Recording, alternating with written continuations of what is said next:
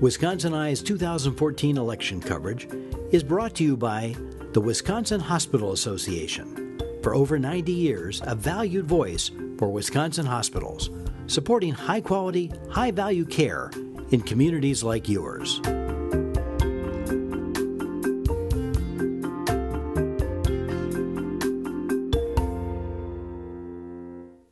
Wisconsin Eye coverage of the 2014 elections continues. We're interviewing Mr. Andy Mitchell of Burlington. He's a Democrat running in the 63rd Assembly District. Andy, welcome to Wisconsin Eye. Thank you. And a programming note, Wisconsin Eye appreciates the support of the Wisconsin Hospital Association, which represents more than 139 hospitals and health systems, for making these candidate interviews possible. First campaign? Very first. Well, then give us a short version of your background. All right. I've been in Wisconsin about 12 years. Moved here from Texas. I'm a special education teacher. I'm married to a second grade teacher. I teach in Racine. She teaches in Kenosha. We've been married 32 years. Let's see. I grew up fairly Republican, as most South Texans do. And I feel like the Republican Party left me a long time ago. I don't feel like I left them. So. Is there any one issue that caused you to run this time? This time, there's so many of them. It's like... Pick one. All right. Education, of course, is a big one. As us being teachers, I just don't like the direction the state's going. You're talking about the legacy of Act 10? Right. Has it hurt your school district? Has it hurt? Oh, yeah. And where we're seeing where kids were hurt first are the kids at the extremes. Your kids with special education needs and your gifted and talented kids. The kids at the opposite ends of the spectrum, they're feeling it first. The kids at the very high end, they're seeing fewer electives, they're seeing fewer choices. So that's where it's being felt first, but it's filtering all the way down. Yeah. Well, if you're a member of the Assembly, how would you fund our K-12 system in the next budget cycle, Andy? What changes would you push for? We've got to find some way to do it. To not fully fund education, which we don't do anymore, to not fully fund education, especially vocational training. As a special education teacher, there's a whole lot of my students at the upper end of the spectrum that could do well at a vocational school and end up being taxpayers that would have good paying jobs. I don't have a lot of kids that can make it through a 4-year program, and I don't know how necessary that actually would be anyway. So we've got, it's like what we're doing right now is the equivalent of saving money by not changing the oil in your car. It's gonna catch up with you, and it's not going to end up being a savings over the long haul. Well, the school choice, the school voucher program, that was just started in your school district. Mm-hmm. How do you feel about choice and vouchers? There's no evidence out there that it's working. Okay. You look at all the results of testing, now that they finally do have to do the same test as public schools. And public schools are doing as well, and in some cases better, than the choice schools. Choice schools a lot of them have pretty good salespeople. There was a story out not so long ago, just a few days ago, about the uptick from FBI raids of choice and voucher schools across the nation. Anytime you open the floodgates and you make money out there and you don't have systems of checks and balances and safeguards, there's going to be an influx of con people. Of course, that's not the case with all of them, but the system was put in place without a lot of checks and balances. When your money goes to the public school, it passes through a lot of hands before it gets spent. It's got to go through an elected school board. Big purchases have to go through elected school boards. They have to go through somebody that's responsible. It doesn't go through the owner. Well, it does in terms that the owner is the public, and they decide who is on their school board. Well, if you're a member of the Assembly, yes, sir. In the next state budget, you're going to push to eliminate choice and vouchers outright, freeze it, or phase it out? I'm going to advocate that they have a lot of the same rules in place as public schools. Qualified, certified teachers, for example. And I think that alone is probably going to put a lot of them out of business. As far as targeting them to shut them down, I don't really see any room to do that, but I see that we need to make sure they're playing with the same rules. If you and I are playing cards, and I get to go through the deck and pick the cards I want, which is basically what voucher schools do. They get to pick their students. If I get to pick the cards I want, and you're still winning hands, there's a problem there. Okay. And it goes deeper than just saying, here's some money. Okay. I've got one more K-12 issue before we move on. As you know, the governor recently called for the repeal of Common Core standards. Your position on that as a teacher? I'm not in love with Common Core. Common Core was more or less shoved down the throats of teachers, I think, for the most part. There wasn't a lot of opportunity, there wasn't a lot of effort made to get buy-in from the people that are standing in front of the classes. So I'm not a fan of Common Core. Should it be thrown out? My big question is, what are we going to replace it with?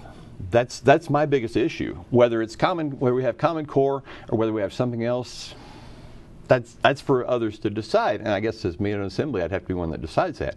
But I can tell you this: from what I've read in the papers, 20 school districts across the state have spent $25 million to comply with Common Core, and just like that, the governor decides, let's throw it out. I think he's just basically going through a checklist for his presidential campaign. So I guess the biggest issue, the biggest concern I have is, if we're going to throw it out, what are we going to replace it with? Who gets to decide? Robin Voss has his plan, and as far as I'm aware, he's always opposed Common Core. He came out with his plan that would put together a panel of 15 people, I believe it was. Public school teachers were guaranteed one slot on that panel. Okay. And then you've got to look at, where does that teacher come from? A elementary school teacher from Waterford is going to have much different views and opinions than a high school teacher from Milwaukee, for example. Or Racine, your right. district. Well, we spent a lot of time talking about schools. We got a few other issues to cover here, so let's fly through them. Transportation funding. The Taxpayers Alliance says if you pay for transportation spending at the 2013 levels over the next 10 years, $2 billion deficit. Do you think we have a deficit? If so, how would you pay for it? I think we need to really rethink things. I've read a number of studies, and I know from personal experience from teaching in an urban high school setting, the whole idea of private transportation for young people today, it's not nearly what it was at my age. That was just about the biggest thing in your life, was the day you got that driver's license and you got that car. And it's not that big a deal with high schoolers these days, at least the ones that I work with. And so I think it might be time that we consider redirecting that our interest more towards a public transportation thing. That makes a lot more sense in a whole lot of reasons and a whole lot of venues. So we need to maintain what we have. I think we need to be very concerned and very cautious about any new construction. But also too, there's been studies that has shown that driving on Wisconsin roads has been dropping consistently for many years now. I think like the last 20 years, there's been fewer and fewer people on the roads all the time. Would you consider raising either the gas tax or what you and I pay to register our vehicles? $75? New revenue has to come from somewhere. I'm not a fan of toll roads. The reading I've done on toll roads indicates that what you actually end up as a profit, so to speak, really isn't much there. Toll roads generate a lot of money, but they also have a lot of overhead to them. And then you also lose a lot of commerce with toll roads, because you have fewer exits and people can't say, let's get off here. A question on health care. 1 in 5 Wisconsin residents get their health care from the Medicaid program. The American Hospital Association says our reimbursement rates are second lowest in the nation. You studied the issue. Do you have a position on whether those rates should be increased? We pretty much have to increase them. We have grown accustomed to having good medical care, and it's got to be paid for. If the governor had not turned away over $200 million in federal money, I think that would have been a good thing. I was listening to the thing on NPR this morning, and Of course, it's not the first time I've heard the story, but if the governor liked the people of Wisconsin more than he disliked President Obama, I think we'd be better in a whole lot of ways, including the transportation issue. Do you have a position on the use of medical marijuana or the recreational use of marijuana? I'd like to see us make steps to decriminalize marijuana a little bit. Medical use, as far as the medical use of marijuana, tightly regulated. I don't want to see pot shops on every corner. But it seems to be proving itself pretty successful and beneficial to those that need it. So the medical aspect of it, yes, I would be for a tightly regulated option there. As far as legalization, I'm not to that point yet. Okay. I'd like to see us in the within the next few years study the states that have legalized it, seen what has worked, what hasn't worked, and then that option's on the table as far as I'm concerned. But it's moving a little quick for me. I understand. Question on one environmental issue. As you know, one of the first bills to pass last session changed the rules so that Gogebic Taconite could apply for a permit for an open pit iron mine in Ashland and Iron counties. Do you think that law should be amended? Or yes. Tweaked in it? How would you fix it? Boy, I tell you. I don't know. First of all, that iron ore is not going anywhere. It's not going to blow away in the wind. It's there.